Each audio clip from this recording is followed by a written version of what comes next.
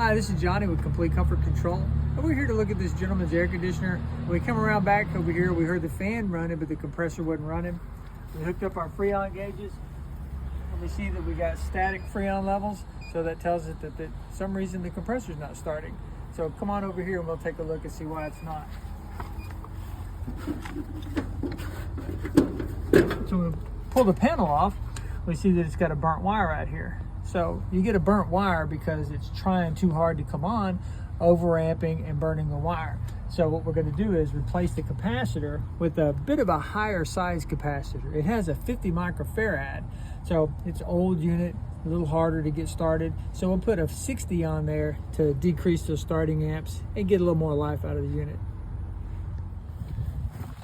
So the first thing we have to do is remove the old capacitor and then fix the busted wire, the shorted out wire, and then put the new capacitor.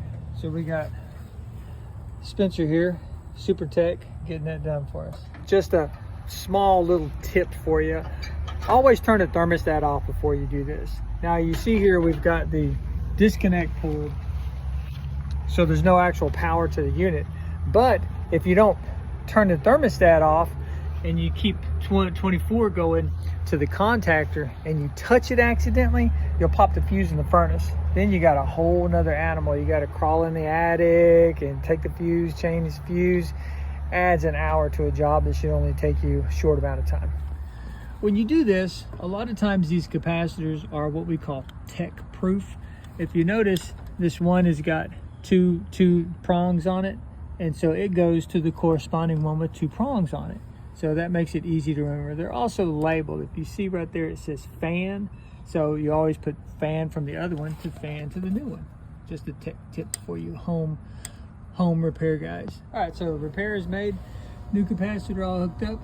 There's the old one. See how it's all melted right there? So it probably reads good. It doesn't appear to be blown, but it's obviously having a hard time. We're not going to return it. We're going to go ahead and, we chose to replace it with a new one. All right, and what we're going to do is crank it up and see what our starting amps are. Put the disconnect in. All